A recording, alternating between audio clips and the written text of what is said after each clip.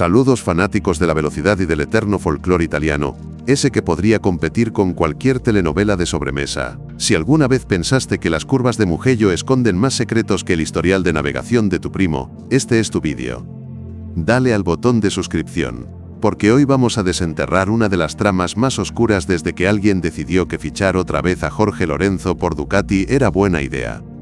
No, no es chiste, esto es real. O al menos tan auténtico como puede ser cuando Marc Márquez está metido en el asunto y hay billetes italianos volando por los aires. El campeón de Cervera que este 2025 está arrasando como si jugara en modo principiante de un videojuego, aterrizó en Mugello como el rival a batir. Con 7 triunfos en las sprint y 4 en las carreras largas tras 8 fechas disputadas, Marc se había ganado el desprecio, la envidia y el temor de todo el paddock. Pero lo que ocurrió en el trazado toscano fue más intrincado que la curva 5 bajo lluvia, y es que no solo lidera el mundial, sino que lo hace vistiendo de rojo Ducati. Para muchos puristas, eso es como ver a Messi firmando con el Real Madrid. Está tan en sintonía con la Desmosedici que parece haber nacido con ella bajo el brazo. Y eso, amigos, no cayó nada bien entre ciertos sectores que preferirían verlo luchar con una Honda que arrastra más que una caravana cuesta arriba. Pero aquí es donde el asunto se vuelve fascinante.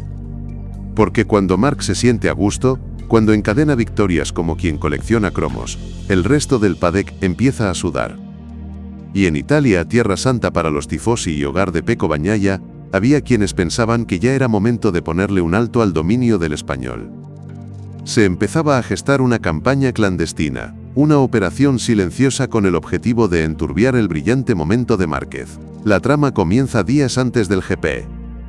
Márquez llegaba sabiendo que pisaba terreno hostil. Liderar el campeonato con una Ducati, y además con su hermano Alex en segunda posición, era demasiado para algunos. En el ambiente se respiraba tensión, y los rumores empezaron a moverse con la ligereza de la pasta fresca en manos de una nona. ¿Cómo frenar a Márquez sin levantar demasiadas sospechas? Reuniones discretas, cuchicheos en los hospitality y planes no tan sutiles comenzaron a rondar el paddock. Había mecánicos que lanzaban miradas afiladas hacia el box de Ducati, mientras el catalán se preparaba con una sonrisa de oreja a oreja, más feliz que un niño con su primera bicicleta. Pero no todos estaban encantados con el nuevo orden. Los nostálgicos de Honda sufrían con cada victoria de su exestrella. Los más tradicionales de Ducati deseaban ver a un italiano como Bagnala triunfar en casa, no a un forastero que había llegado y se había adueñado del castillo. Y los medios, fieles a su estilo, empezaron a publicar insinuaciones disfrazadas de análisis. Que si la moto era demasiado buena, que si había componentes no homologados, que si todo era sospechosamente perfecto. El viernes previo al GP, durante la clásica cena de pilotos, el ambiente era más frío que una Ducati en invierno. Las charlas se apagaban cuando Márquez se acercaba. Las risas se volvían falsas, los brindis incómodos, pero Marc, fiel a su estilo, permanecía ajeno al ruido, concentrado en su objetivo, ganar. Entonces comenzó la fase 1 del plan. En los entrenamientos, algunos pilotos empezaron a obstaculizar discretamente las vueltas rápidas de Márquez. No lo suficiente para ser sancionados, pero sí lo justo para alterar su ritmo. Al mismo tiempo, se filtraban supuestas irregularidades técnicas de su moto a medios internacionales, con titulares ambiguos y fuentes anónimas. Todo muy sutil, todo muy italiano. Sin embargo, lo que no calcularon fue que Marc no solo es hábil con el manillar, sino también inmune a las artimañas mentales. En la rueda de prensa previa a la clasificación respondió con ironía y elegancia a las preguntas sobre las acusaciones. La única irregularidad que veo es que alguien se sorprenda de que sepa pilotar una Ducati. Y llegó la Q2.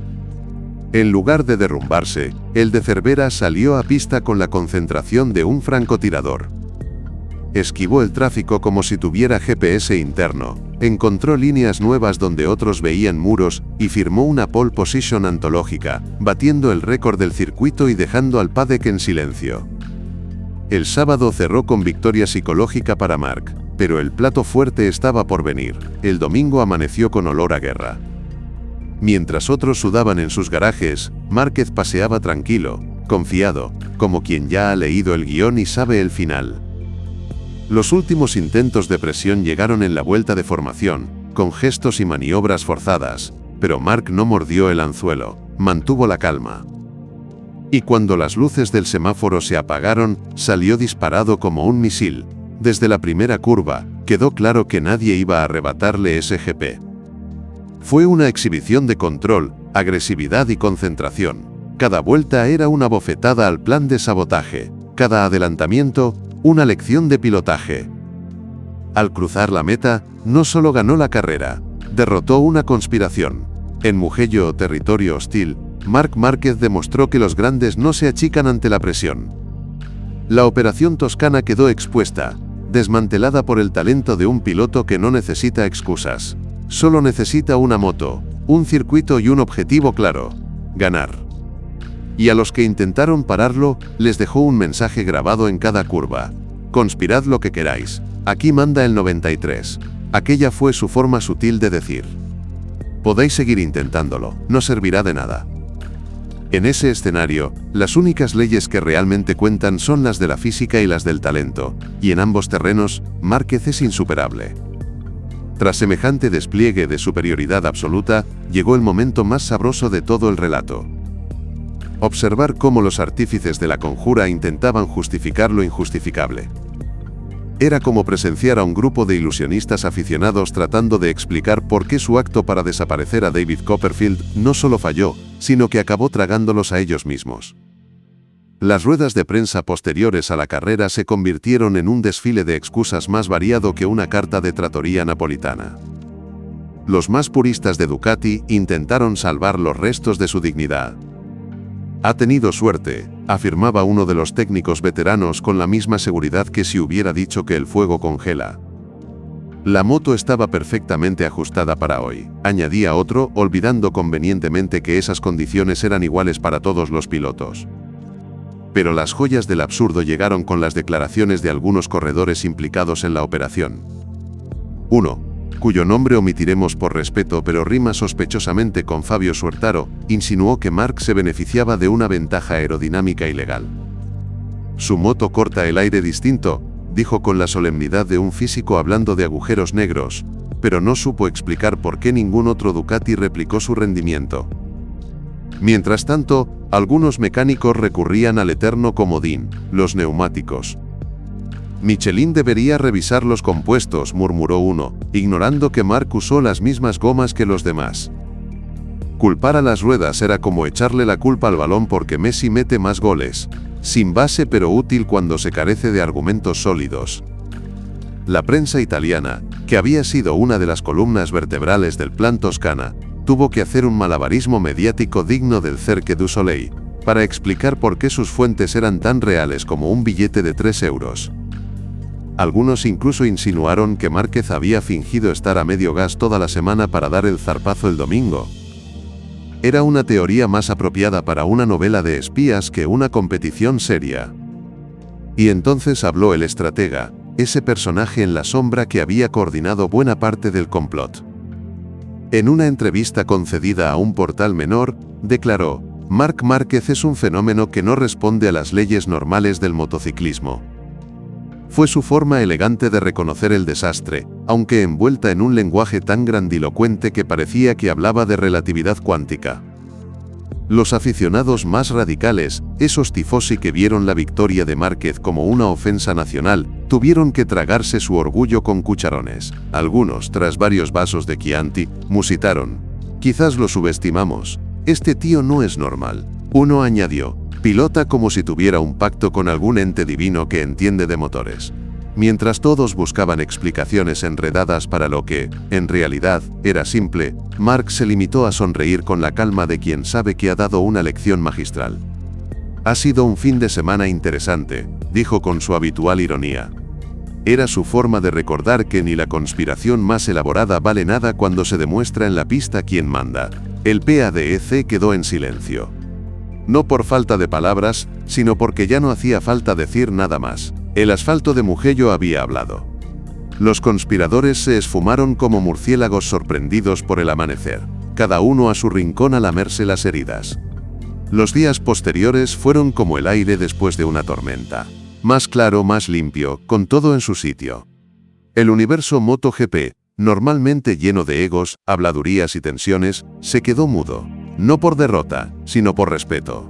Márquez, que llegó a Mugello siendo el líder y el blanco de la mayor operación de sabotaje de la temporada, se fue de allí convertido en algo más.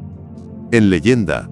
Las cifras eran elocuentes: 8 triunfos en las carreras cortas, 5 en las largas, y una diferencia de 45 puntos en el campeonato. Pero más allá de los números, lo que se vivió fue algo sobrenatural. La prensa mundial bautizó lo ocurrido como el efecto Mugello. No era solo que resistiera el ataque, lo usó como combustible. Las revistas compitieron por coronarlo con metáforas. El emperador de las curvas, el gladiador del asfalto, el mago que hace trucos a 350 km/h.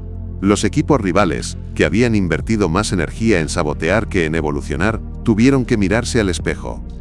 Honda, viendo a su expiloto brillar con Ducati, anunció una reforma estructural. Yamaha dejó de buscar culpables y decidió ponerse a trabajar. Los pilotos involucrados en la trama se encontraron más incómodos que un gato en la bañera. Algunos optaron por el silencio, otros fingieron conversión súbita al fair play. Y los tifosi que empezaron silbando terminaron ovacionando. Aplaudieron a Márquez desde Mugello hasta Roma. Fue el tipo de aplauso que se reserva a los elegidos. Las redes estallaron, memes, tributos, hashtags como #MarcInvencible o #Lección de Mugello. Los vídeos de sus adelantamientos se volvieron virales. El mundo redescubría el gozo de ver a un maestro en acción. Pero quizás, lo más valioso, fue la enseñanza que dejó. El verdadero talento no puede ser saboteado. La grandeza genuina no entiende de trampas. Márquez convirtió un intento de traición en su obra maestra. Si esto fuera una película, acabaría cabalgando su Ducati al atardecer. Pero esto es mejor, es realidad. Una leyenda viva que no necesita efectos especiales para asombrar. Después de Mugello, Márquez no solo sigue en camino a su 7ª corona, sigue demostrando por qué es el rey absoluto del motociclismo moderno. Y si algo aprendimos, es que si quieres sobrevivir en MotoGP, nunca pero nunca, cabrees al león de Cervera.